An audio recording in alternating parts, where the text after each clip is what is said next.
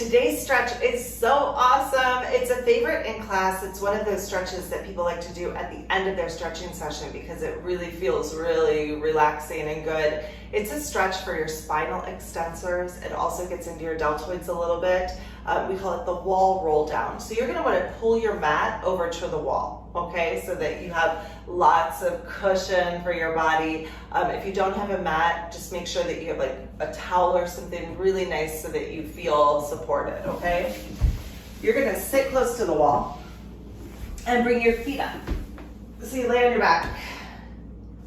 And I have my feet bent at about 135 degrees, so more than 90, a bigger pull. If you have chair rails on your wall, that's kind of the perfect height, like where the chair rail would be.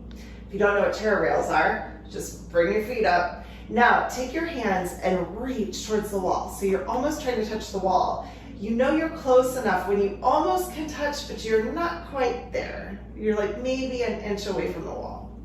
Then from here, I'm going to lift my hips, but listen to me closely right now. When you're doing this stretch, it's important to keep your head straight on. So you don't want to turn your head. So if you don't know this stretch yet, watch the video first before you even try this, because I don't want you turning your head to look at me during your shoulder stand, okay? So keep your head turned in. Watch this stretch before you try it. Lift your hips up. This lifts your body up. I'm not using my arms to lift me up, I'm just reaching with my arms. As my hips come up, I'm like kind of up on my shoulders, and then I'm very slowly, I'm not gonna hang out there, I'm gonna very slowly push down. I'm pushing with my feet. So if my mat was in here, I'd fly across the room. Make sure you continue looking straight ahead, don't turn your head.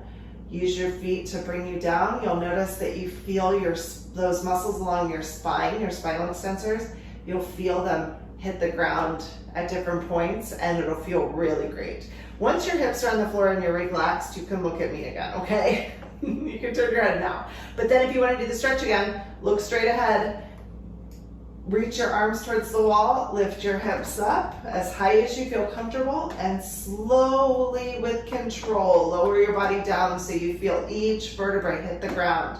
I don't know if you guys can hear it, but my floor is creaking with each one. It's like poof, crack, crack, crack. It's not my back, it's the floor. This is a stretch for your deltoids here. And then as you come down, you can feel those spinal extensors. It's just like a massage. It's so beautiful. So take your time with it. Enjoy this stretch. Now, of course, if this stretch doesn't feel good, then it is not the stretch for you, okay? So just don't even bother. Just skip it. Or find this in an easier way. So maybe don't lift your hips so high. Just take it kind of easy.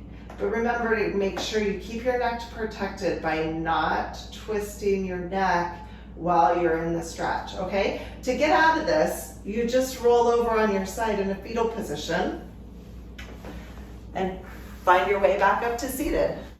All right, my friends, that's all I've got for today. Thank you so much for being here. If you like this stretch, give me a thumbs up. That helps me in more ways than you even know. If you really like this stretch, tell your friends about it by clicking the share button. Put it in your Facebook or whatever. Tell everyone you know, because resistance stretching is so cool.